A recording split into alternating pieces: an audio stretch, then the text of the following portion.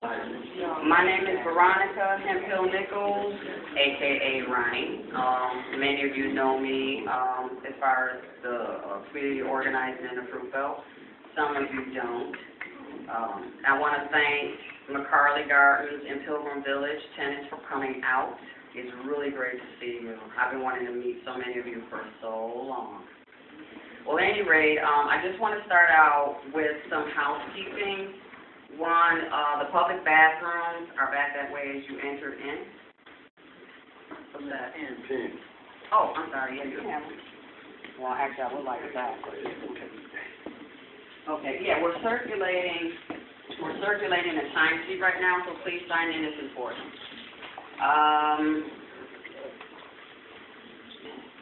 Well, I don't really need to say it with this group because the people that it's intended for isn't here, but I'm going to say it anyway.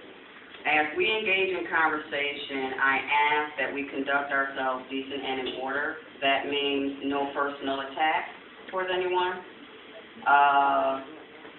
Please no dominating the conversation. People need to be heard, okay, so we don't want to do that. There will be no disrupting the speaker unless it's really relevant, so we try to refrain from that.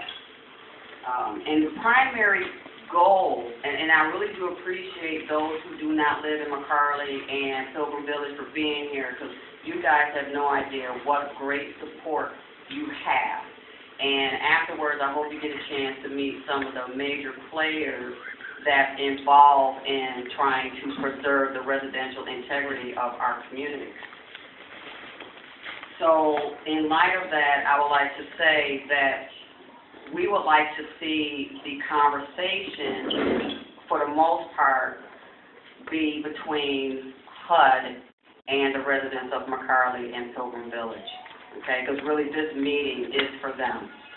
Also, I would like for you to know that we will be putting together a trip to Washington, okay? Hopefully, tentatively, the end of October, beginning of November, before the election, if we could pull it off. What we want to do is lobby. Right now, Washington, all they've heard was from our state officials, our city officials, power brokers. They need to hear from us.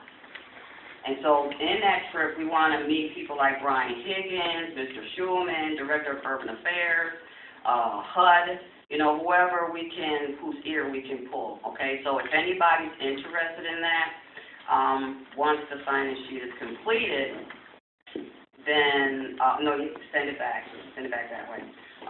Those who are interested in participating in this trip, sign the back of the sign-in sheet. Okay. Now that I've done all that, because I don't want to talk you to death, what I'm going to do is go over some questions. There was a few of us, including a gentleman, John from McCarley, who met with some representatives from HUD, my brain, Joan Stillman, the field director, and Sir? Wayne Willard. Wayne? Willard, yes. Wayne Willard, and this was on July 18th. We agreed that it was necessary for HUD to come in and just hear from the residents. So this meeting has been in place for quite some time. At any rate, what I did was, and I hope you did get them in time because I was kind of slow, and that is we just submitted some questions we thought were relevant. But actually the real questions need to come from you guys. So I'll just say what was submitted to them. And that is, what are the rights and regulations that safeguard tenants from displacement? Are these regulations available in writing? What are the rights of tenants against owner retaliation and unsafe living conditions? So in other words, if you try to put together a tenant council, guess what are the possibilities, okay, that you will remain tenants? What's the contractual agreement that governs the relationship between Oak, Michigan Housing Development Corporation, and HUD? But also, what is that agreement that governs the relationship between Trammell and HUD?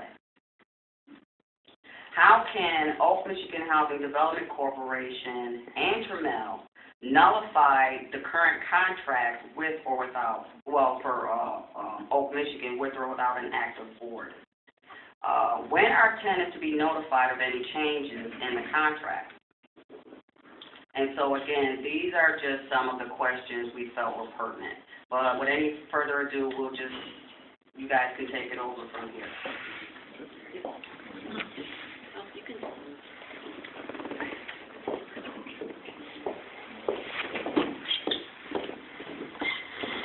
Good evening, everybody. Good evening. I'm Joan Stillman. I'm the director of the HUD field office here in Buffalo.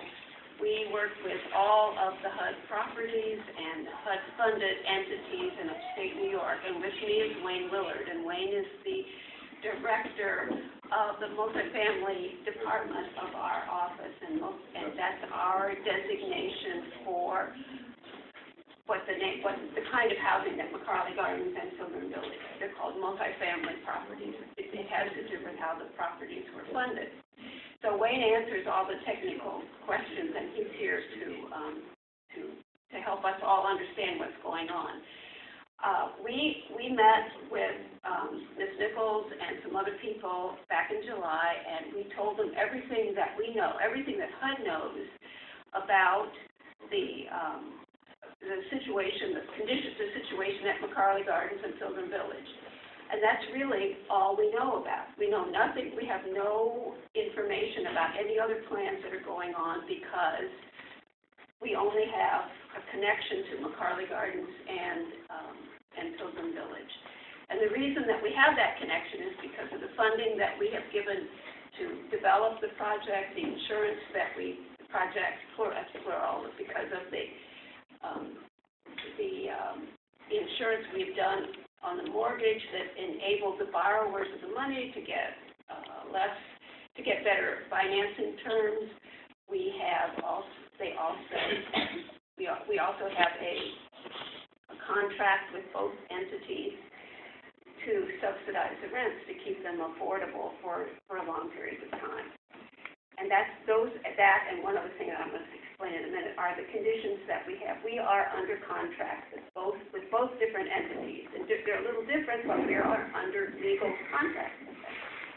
So, because of those three things that I mentioned, that the mortgage insurance, the contracts to keep the rent lowered. In one case, that they owe us also. We also have about $8 million they owe us for repayment of the loan that we made.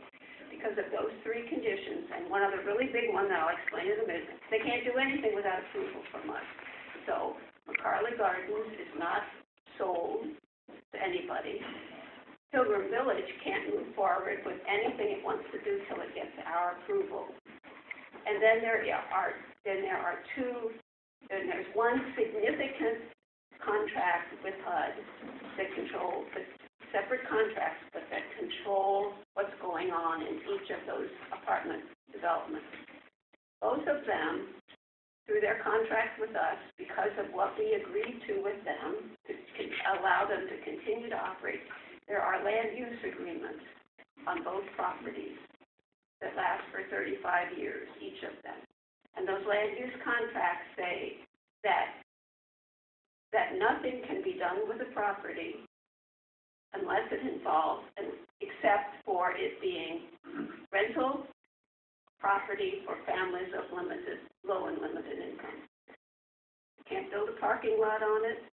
Can't build a medical complex on it. Can't do anything but put low-income rental property on those two different plots of land. There are 20-some years left on the McCarley Gardens property. Yes. 35. It expires in 2035.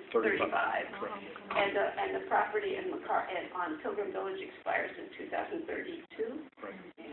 So those are the contracts. All of those contracts that I just went through are what bind those two pieces of property to HUD and require them to get our approval to move forward with anything.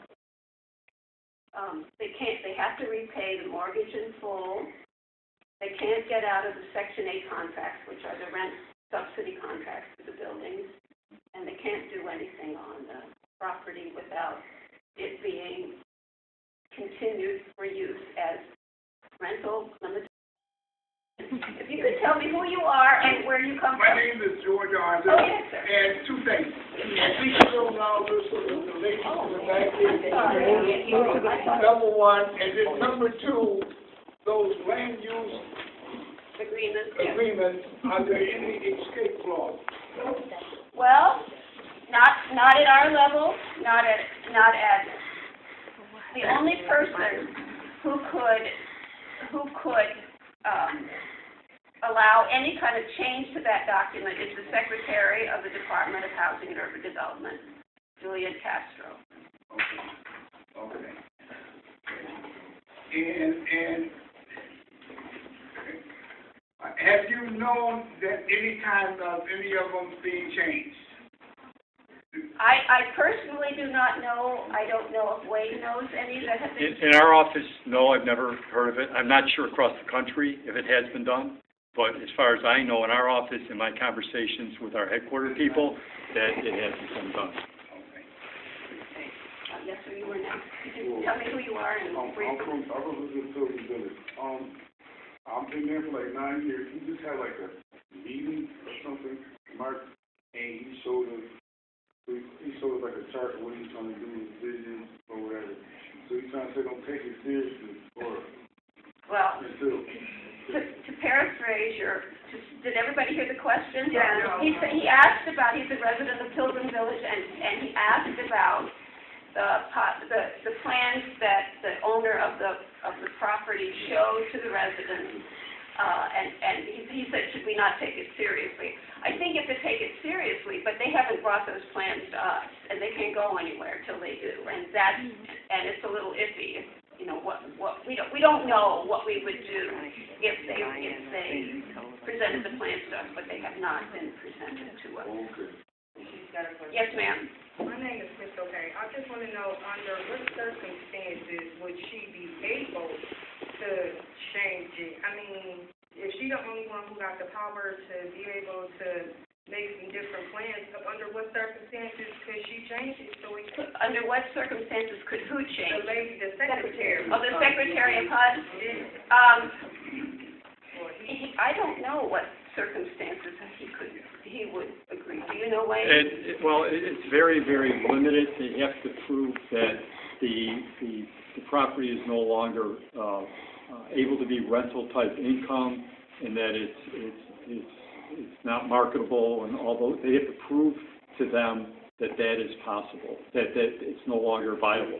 So, could she do that within this to 2035, or do she have to wait, or whoever have to wait until after? Well, after the use agreement runs out in 2032 or 2035, then they can do whatever they want with the property at that point. So this person could do whatever they want to do now with the property? No, they can't do it now. No. After 2035. After the Secretary, expires with us. Yeah. After the contract expires, then they could do what they want to do. They're under these contracts because of all the money, all the investment HUD has put into them. Correct. They went through what they call the restructurings back several years ago. And they did various things. In order to get that restructuring of the mortgages and that, they had to agree to this 30-year use agreement. You know, it's a recorded document, too. It's a recorded document. It runs with the land. It doesn't run with the owner. So if the owner were to sell the property, okay, the new owner would also have to abide by this use agreement. Okay, wait a minute. Wait, she's next. Yes, ma'am. Hi, my name is Angela. I'm a resident at Tilden Village. I'm here because I'm concerned. There's a lot of rumors about some of our residents have to be relocated, and I'm kind of concerned because I feel like, as far as the new project that my landlord's trying to do, I feel like he's doing a lot for these new residents, grocery store, dentist office, dance studio, and the residents that's been living here for years, we don't have none of that, and I'm just here because I want to know is he really going to, I don't know if he's going to buy us out, or is he kicking us out, or I mean, there's a lot of confusion going on. We have children, and you know. That's certainly a concern. Wayne, why don't you come up here? Because you're the most concerned. But once again, he hasn't presented any of that to us. He has to abide by the terms of his contract. And so, Yes. so you can't be just summarily thrown out of your work. Right, but she didn't really say that's what's happening. I got a call, Sunday from a tenant who is still, displaced, who said, because I go over there regularly, and every time I turn around, I'm seeing more and more vacant units. They're evicting these tenants, okay, for minor infractions, and they're leaving the units vacant.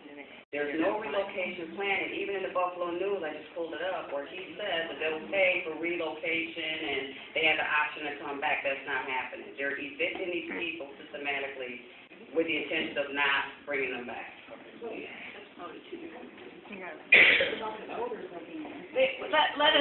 Wayne wants, there are a couple of things. Eviction for lease violations is a legal action, and it has to be done through the court. You can't just send somebody out. And there is no relocation. If you're evicted, you're out. If you're having issues with the management, the property management, at either one of the properties, you can always contact, first of all, you contact, it's called CGI, okay? CGI, I can give you an 800 number to call, okay? Your number is 800-662-1220. They're the contract administrator that does our job for us. They do a number of properties throughout the state. We have 48 counties in upstate New York that we oversee, and all the properties in that. They do our job initially. So you could contact them, explain to them what's going on. They have to do the research on it and then get back to you.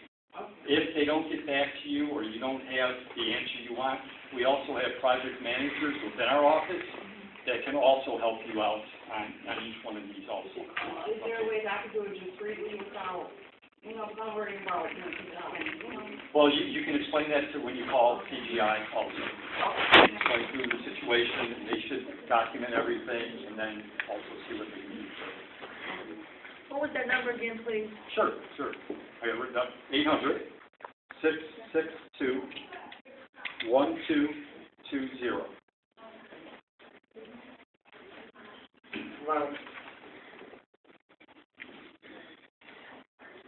Yes, ma'am? Hi, I just wanted to ask, was there any loopholes? I've heard that also, that people are being displaced, they're being kicked out.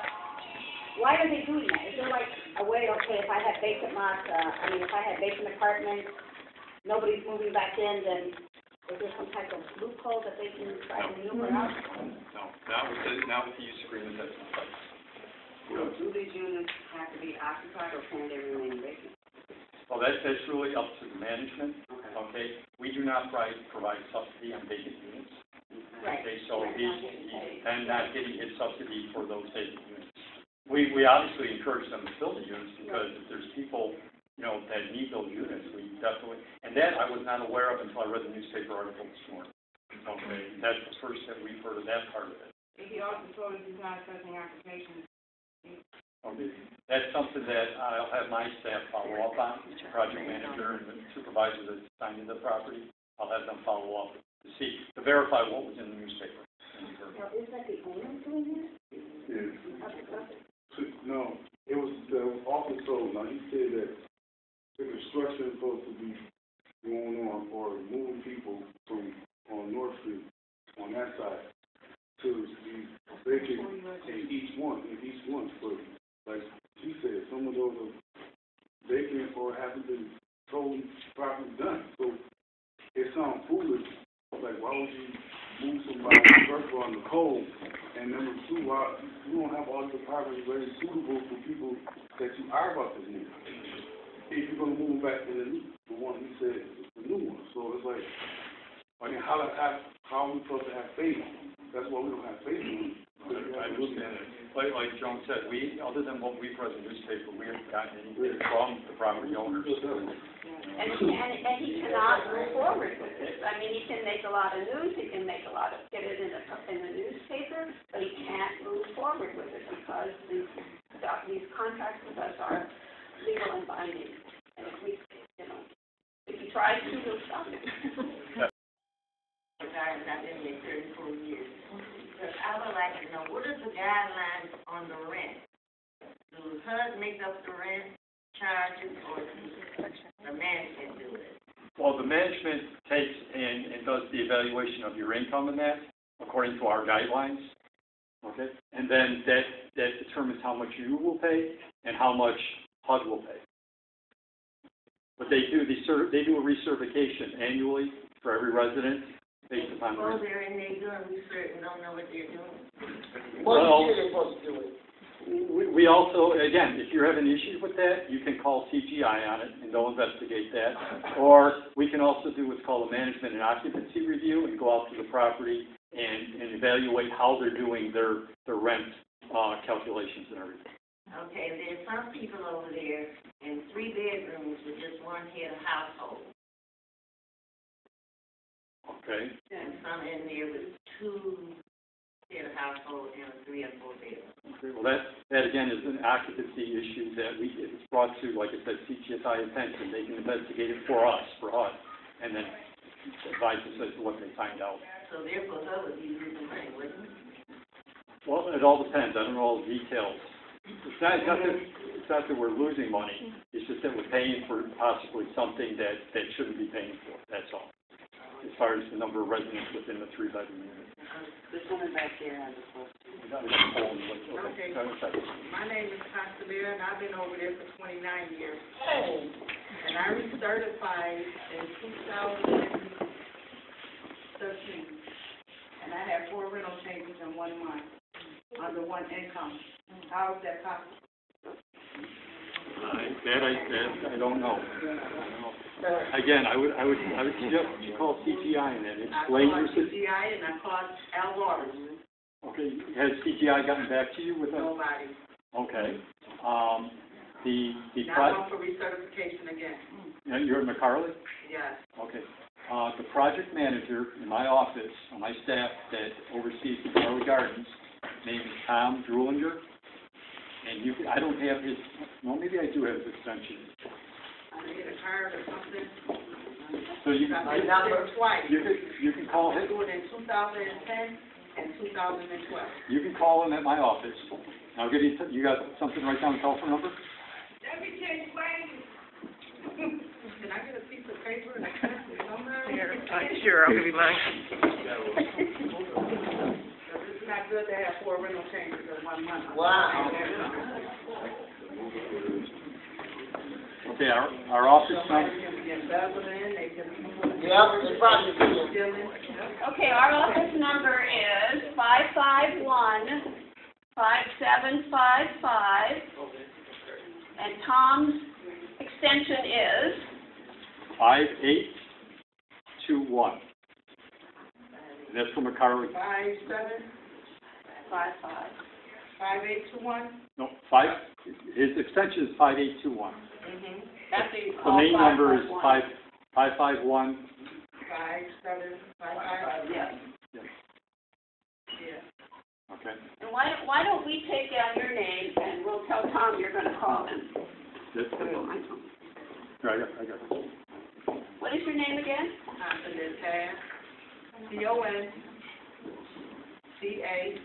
CONCALEYA is the first name. Okay. Last name Tab, TABB. Okay. I'll let Tom know that you're going to be giving him a call. Okay. I meant to bring this up earlier about our housing conditions. Like I said, I've been here for 6 years, and to put in a work order, it takes like years for the months for them to do. You know, stuff is falling apart. There's mold going in my house. I'm constantly cleaning. No one's doing anything about it. You know, and it's like they have 2 maintenance men there. Okay, we got a question up here. Can you hear her? Based on what I'm trying to say, what can I do? Because over the past 2 years, I've been buying stuff that they were supposed to put in my home, and I never told my landlord about it, like bringing it to his attention, because I'm scared that he might be like, oh, you know, you can't do that or whatever. But I'm just concerned because what can we do? You know, we put in work orders and nothing is being done. That's another, And HUD came out to inspect and told these people what needs to be done, and still nothing is being done. Nothing. No. I got a question. well, let's let it finish with her. I got a question. Okay, and then if not, Okay, but before we get to the next question, she has a question, then we go to her, but, my question is this, when they do file a report, when they do file a report, okay, even with, the project manager, what will you say would be the wait time before there's any answer? Because like, for instance, an eviction issue, okay, what is the response time? Because the first to end up out of the apartment before anybody from public get back to them. response time from CGI or? Yeah, from the project manager or CGI, what will be the average response time to a immediate issue, especially in the area of eviction? I would say a minimum would be probably a few days, the maximum should be no more than a couple of days. So, I'm sorry. Yes, ma'am, back here. Yes, ma'am, you have a question? Did you want to go? Yes. I live 2 doors away from this Moot Center. We want to see if things getting better around here in the neighborhood for us people. Because we've been around here a long time, and we deserve to live here. And we demand our respect around here. Okay. Yeah, all right, Ms. O'Shea. Yeah. Yeah. That's my brother right there. We live 2 doors away, right up the street. I know. Okay. Now, hear this. Yes. I'll be on tax too, as far as maintenance and stuff go. I had to pay $270 for a radiator that's been there 30 years before I got it. So upon paying $270, I didn't even have a job, so I had to come up with the money. Also had to pay $150 for a screen door that I do not own. But besides all of that, I did go to Buffalo Municipal Housing Authority to see what I could do about it. And they told me that even if they charged me for the stuff or whatever, that I could pay little payments to get it paid. If I went to neighborhood legal housing and they told me that I had to pay anyways, I could pay little payments. They sent me a threat letter about to evict me for maintenance charges, which if my rent is paid, I shouldn't be getting evicted for maintenance charges. Which property are you at? McCarley Gardens. McCarley Gardens. $270 for a radiator. I got 5 kids. $270. $150 for a screen door, like I said, that I don't own, that they just picked up off the floor from over this weekend today. When they changed the screen door, they just picked it up today. They did the work on Friday to change the door, but they just picked that door up today. Well, the thing about paying small payments, that is the policy that it may be BMHA's policy that you can pay it off in small payments, but unless McCarley agrees that that's their payment, you're not required to do what BMHA does, or they're not required to do. Could they charge that to my rent though? Could they make that like a rent payment and evict me for not paying the maintenance fees though? Is that possible? It probably, it could be, if it's in your lease, it could be, if you have to pay maintenance charges. What's your lease size? But your rent could be paid, but they can evict you for maintenance problems. If it's written in your lease. Look, 25 cents, a 25-cent hole big enough on the wall is $20 an hour to fix. How is that possible? It don't take an hour to fix a quarter-size hole with HUD. It don't take that much. For real. But $20 an hour, tell me how ridiculous that is. That's ridiculous. This is low-income housing. How could we afford to pay that? Well, they can, it's part of the lease that they can charge for damage that they think that the family or the visitors in the apartment caused. What's normal wear and tear? Exactly. Well, what do normal wear and tear mean? You have to talk to them about it. Yeah, because if we talk to them, if a stuff up against the wall is normal. If I move my furniture from one place to another and it knocks some of the paint off, that's normal wear and tear to me. What is it to you? Because I don't know. I need to know. I need to know if the screens break in the store. The last time I looked it up, it was 18% out of 100. So if you think of it like that, like that's a poor percentage, and it's for things that's done, for things that have not been done. Right. Especially in my house, like. So you got to understand the frustration, not just for us, McCarley Gardens. It's a conglomeration. And you live in And then you got the owner. This is what he'll do. He ain't gonna show you the mess of the house. He gonna show you the house that's good. Capacity, that's what he's been doing. We contract with inspectors to go out and do the we call re-act inspections. Right. And they select, they shouldn't be letting the owner select what apartment they want to do. It has to happen. Why is that? Because he's saying these apartments are supposed to move people in, relocate with the vision he got. Some of these ain't done. The re-act inspector should be randomly picking apartments. He did score very low, and then he did get, we worked on what's called a PBE plan for him to upgrade and to fix things, and then we do on an annual basis, will be another, every year there'll be a new inspection done. He did get up. And for us to know that it's not being done. So it's like, how can you sponsor somebody that's not getting that done? So that's the frustration with some of the tenants too. I have, like, I'm sorry, this guy come to my house and got the chart, the little meter, and he's saying, well, looking at the maintenance person, like, what's going on? And then the maintenance people looking at me. That's not just me feeling that way. So how long tenants supposed to be quiet? But yet not to be discussed. No. If you have any petitions too that aren't even addressed, again, contact CGI report. Yes, ma'am. In the back. Somebody back. I know the type of policy that CGI has once somebody actually calls them and makes a complaint. They'll evaluate what the issue is, okay, and then they'll get the information from you, and then they will contact the on-site manager. Now, if you say you want it left confidential, it can be left confidential also, okay? It just makes it a little more difficult if you say, I prefer my name not to be used, this is the issue that's going on, because they need to be able to, sort of pinpoint where the issue is. And they'll contact the management agent and say, we have this issue, we have this problem, what are you doing about it? Okay, and I understand you tend to confidentiality too, that they won't use yours, but, but I mean, if there's maintenance problems throughout the property and all that, that can be brought up in a general sense, okay, that type of thing, so that it's not pinpointing one individual or another. So it has to be work contract. It has to be through that manager? I mean, there's nobody in HUD that can go and check? Again, we contract that out, unfortunately, right now. Follow up on her question.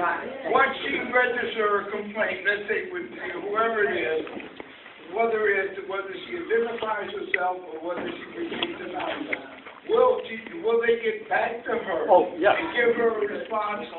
Yes. All right, and if she does not like that response, does she have the appeal? Then that's obviously working with them again, and if you don't get anything, then you can contact our office. Oh, okay. Contact your office for a written documentation that somebody that I actually called or what? We'll do the exact same thing. We'll follow up with CGI to find out what happened to that and what their response was, and then we'll determine the next course of action. Okay.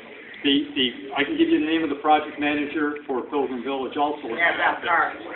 Okay, it's Nancy Condren. It's Nancy Condren, C-O-N-D-R-E-N. And I can give you her extension if you got the rest of the number. Okay. It looks like it's not like there was a lot of numbers. Well, there's really only two numbers. Because we have one project manager for McCarley Gardens, and I have one project manager for Pilgrim Village. And what about Elizabeth Fruitville here? Oh, no. Daddy on the block. Yeah, I heard they got unfortunately, they're testing the whatever. we don't have Put any away. money. Right, okay. Is there anybody else Got here that? from No, McCarley yeah. Village, got questions, concerns? Now's the time to do it, because, But what about the people that live on Orange Street, that live on this block? You understand? I live 2 doors away. What about the garbage that floats around on High Street? Okay, yes, ma'am, in the red, in the pink sweatshirt? I think that it's kind of crazy that when a tenant, so they feel, don't do something for their lease, that nothing is being done for them, or nothing is, but when, like, I've been there almost 8 years, okay? And in my lease, it says that my house is supposed to be painted every 5 years. Right. My house has not been painted, and I'm gonna tell you, they didn't paint it, guess who painted it? Me. I painted my own house. But they're not being punished for that. Right. Nothing is being done to what they do. Like if you say, like she said, her door came off in a storm. Why in God's heaven, green earth, is a mother who is single with 5 children paying $200 and something for a storm door that was torn off by a storm? Right. What kind of ridiculous? Now, we're going to look into that and find out about that specific thing, but that's the cost of the storm. And right now, as you talk, I don't have a soul. My soul don't work. I have a child with autism that needs to be fed. Nothing is happening. You know what he said to me? You give us 3 or 4 or 5 or 6 more days, we can see if we can handle that. If we can fix your sockets all on the wall, that's out. I'm not trying to hear that when you want your rent. Because when you want your rent, if it's not paid on time, you threaten me, telling me you want to throw me out. What's happening to you, boo? Nothing. That's right. I'm just saying. Just think about it. If you ask me to pay my rent on time. How long have you been without a stove? Last week sometime. And let's not even talk about the heat issues. We're not going to even go there. You know, you can just fix your own stuff up. Because if I can fix it and I don't need them, boo, I fix it myself. Right. I fix it myself. And that's sad, though, when they get paid out of pocket all this other kind of money to take care of the property, and they're not doing it. They cut the grass. They leave the stuff on your lawn. They so lazy. They leave it down there. I told them to give me a break. I raised myself. That's a terrible thing. But for my children to be able to live in something decent and something peaceful, I take care of it myself. But I shouldn't be, not when I'm being charged. Like this woman said, every other year I'm on disability and towards my rent keeps going up higher and higher. Every time I get a $5 hike from SSI, bang, I'm back home. Yeah. So you really ain't got nothing. You can't buy extra shoes, socks, or nothing. Now you're shopping down at the dollar store to meet your baby's needs. I'll meet my baby's needs. That ain't even an issue. But the issue is what is being done to them while I'm sitting around days without a stove, while my house is not paid. What? Somebody say to me. Well, your rent is based upon your income. Your adjusted income, 30% of your adjusted income. And if your income goes up, unfortunately, your rent goes up, even if it goes up by a few dollars. That doesn't have anything to do with the property that has... or rental changes in 1 month. Yeah, well, we're looking into That's our... something I'll that we can do that for you. Let's see what happened there. One window change I had, she didn't even have it on file. I got that too. And if I get $5, take $2.50. Yeah, leave me with $2.50. Yes, ma'am? Can everybody quiet down so we can hear, please? I just think that's an issue, if the storm, or whether a terror storm during us, why the tenant has to pay for it? Yes. Well, if that's what happened, then we would, that's what we're looking into, we just don't know the circumstances. Let's be put upstairs, it's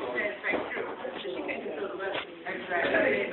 Yes, it doesn't seem right, but we don't know the rest of the story, so we're gonna look into it. Yes, ma'am? I've been having water in my basement ever since I've been here, and I got buckets all around the wall. I do too. Well, have you? That's the ground cellar then. It's a moat. Yeah, if you would call that 800 number and tell them about that. And don't get us wrong, we love the McCarley Gardens. Well, if you don't get responsive, then you call us. Okay, I don't know management. Hello, and I know where I live. Do you have any more questions? Okay, well, actually, I was wondering if you could at least maybe touch on some of the questions, that was mentioned earlier. And, well, before we do that, there was a story that you ladies told me last Thursday about security. Okay, there you go. Security. Okay, I'll just summarize what I heard. Did you security patrolling the area some years ago? You can tell me when to stop. Right now, they have cameras with no images. Okay. Now, the equipment, ladies, gentlemen, please, I need your attention. This is important. The equipment is at the Family Life Center, but there's no one there monitoring them. So now, if there is funding from HUD for security, the question is, why don't they have security? And Hemphill-Nichols, there's never been any. I don't know what's Playground for our children. but you don't have security. Not no more. There's a lot of stuff. a serial burglar though. Right. Oh, yeah, that was another thing. There you go. Yeah, that was another thing. And I don't know if the woman is here that I talked to. She's not here. Okay. Okay. Well, at any rate, the testimony that came in was the fact that several tenants of McCarley noticed things missing after maintenance been there. Okay. And this has been going on for how long? Well, you guys can talk about that. Well, that's Okay, a you wanna bring that up? police report should be filed if that's the case. Okay. That's in that case. Yeah, that's Don't mess around definitely, with that, and I will go right to the police. Right. That's what's happening. Any type of theft or any type of, And one other thing, I think Wayne's going to talk a little bit more about security, but both McCarley Gardens and Pilgrim Village pay, they get the same service that any other apartment complex in the city of Buffalo gets from the Buffalo Police Department, right. So, do they pay a pilot? I don't know. Well, anyway, they're supposed to get the same level of service that any other apartment complex gets. I mean, that's the arrangement, but that's the city of Buffalo's issue, not the issue of either of these two properties. But the additional thing about you have anything to say about that? Well, if additional security, they can put into the budget, into their annual budget, which HUD reviews every year. And if there is a warranted need for that, that they ask for it and show us and detail it, it can be allowed in their budget. You said additional. What about any? Well, the question is what has been provided in the past. I don't know that without looking at their financials and that and talking to the property, whether they've gotten any funding for that or not. Okay? So if they've gotten funding then and they're not utilizing it the way they're supposed to, then that's an issue. Yeah, so if they did get funded for it and it's not working, then that's the issue. But if they didn't get it from us, again, then they're just depending upon the Buffalo Police Department. Yes? My name is Lorraine Chambers, and I'm the president of McCarley Gardens Tenant Association. I called HUD about security because they broke in my sister's car. They broke in 4 cars on one night. But see, that's the Buffalo Police. Hold on, all of them are 2013 or better. We don't have any idea how they got in these cars, but they got in. We called the police, called management, and I called HUD. HUD in turn called the office, told them who I was. They in turn called CGI, told them who I was, and they sent me a letter telling me that security would be in place, which is a crime. But this is why I've been trying to fight so hard to get our tenant association back together, because there's strength in numbers. And if we all come together, because we all have the same problem, if all of us come together, we have a class action suit. I can't do anything by myself. And yes, I'm on the line of thinking class action suit. There's too many people in this room from McCarley Gardens. And I'm sitting here listening. We got the same problems everybody else got. The same problems I had, my daughter had, my sister had. Everybody that talks to me, these people have the same problem. So if we come together as a community with ourselves, then we can try to fight this. Right. But if you go and you go and I go and you go, it's no documentation. It doesn't matter. if we come together as a unit and fight these people, because we need to come together and fight management. They can only do so much. But if we, as big as our minds are, come together and we go to them with our grievances in writing, somebody has to do something. But we can't keep sitting down waiting on somebody else to fight our fight. Right. This is our fight. This is not Veronica's fight. This is not George's fight. This is our fight. And as long as we sit down and wait on someone else to fight for us, we're going to be just like this, waiting on a handout. Like you said, you want a handout. You want what you deserve. And you deserve it. But we need to come together.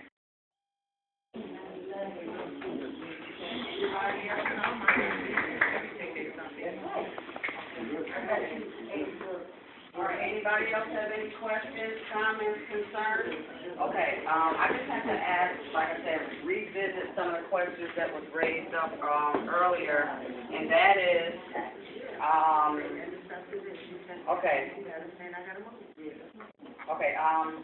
yeah, the spectrum is interesting, but just hold that for 1 minute. I just have to ask this question now. When we're talking about regulations, right to regulation, safeguards, and what that look like, is it in writing? Say like the contract that HUD would have, with the rest. Is there something in writing that they can use as a point of reference? Well, there's several contracts. Lots of them. I mean, they're all, everything I mentioned is under contract. The red subsidy contract, the land use agreement, the mortgage that they owe us, the insurance documents, they're all different. Right. And so, but people will be able to, is that public record? Well, the use agreement is a filed with the land, so it's a recorded document, so I would assume that would be. The other documents I'm not so sure about, but. You can write to us and ask for what you want, and then we research it and find out if we can release it. Okay. Right, so it's under freedom of information. Right, because we were wondering about the contract between the Old Michigan Housing Development, which we know there are some differences with the Old Michigan Housing Development Corporation and HUD.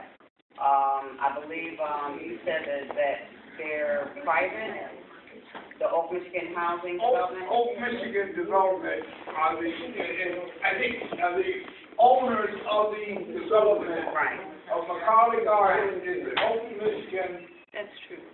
Corporation 501, and there has to be an agreement between them and HUD, the land use agreement and so forth is there, and that's what residents need to have a copy of, because they've never seen it. They don't know what to, I guess the other thing is that Belmont is the management company. Right. There has to be an agreement between Belmont and Oak Michigan. Correct. The residents have never seen that. That should be public information. Right. That management agreement, which would entail a lot of the problems as to who pays what is wear and tear. This lady is saying that, every 5 years, so forth. And it seems to me that Belmont, whoever is their agent, is different because I'm associated with Shiloh Housing. We use Belmont as well. And so they act differently in Shiloh Housing than they are in McCarley Gardens, from what I'm hearing. Now, the question becomes, have they ever met with Belmont? And I guess Bruce Beard is the owner, and that's who I would think they need to have an invitation to the owner to come in to meet and to talk about what's going on. And the other problem is that when you write to the board of directors, be it from the tenants or anyone, they never answer. Exactly. They never answer back. They ignore the letters and the complaints and hoping that they go away. That becomes the problem. It would be my letter, and Cynthia Nasty letter saying I had to move it to a smaller apartment. Okay, Because I have 4 rental changes in 1 month. okay, wait a minute, I'm sorry. So, I'm sorry, what were you doing? With all the problems that they're facing, because they put that in my community, that advocate, so how don't we do that? Well, we can do that. like. I'll make sure that you guys have all my information. You can reach me 24/7, except between 24/7 on the Yeah, we'll love to work with you, not a problem. Now, I would like to hear some things from Pilgrim Village, is that all right? Because you guys just been nice and patient, and is there any concern that you want to bring up or any information that you think will be helpful to you? Yeah, they were going to move down, probably going to be moving. But they're going to demolish in October and decide and build a high rise. So you said they haven't come to you with it, so I guess that's all until they come to you with that. Are you sure? Well, because, okay, like for instance, can they just dump the complex, say empty it out, and just leave it vacant right now? Even though they haven't come to you with a plan, they haven't done any of the groundwork as far as approval, can they do that right now? The only thing we have on it right now is the use agreement, the use agreement for the land, and the housing assistance payment contract. Those are the two contracts. We no longer, they paid off their mortgage. Okay. So everything as far as the mortgage, like McCarley still has a mortgage in that. But as far as that goes, that's the only two things we have in place right now. And I don't like to say hypothetically what they can or cannot do, because I'm not sure. I've never run across that, but somebody's done that. Yeah. Okay? That was something I would have to look at the different contracts and also have our legal staff review that to see if that's a hypothetical thing that they could do. I don't know. They're going to demolish in October, the apartments that are on all that side, and build a high rise there, so it's going to be located on maybe the Richmond Street side, I don't know.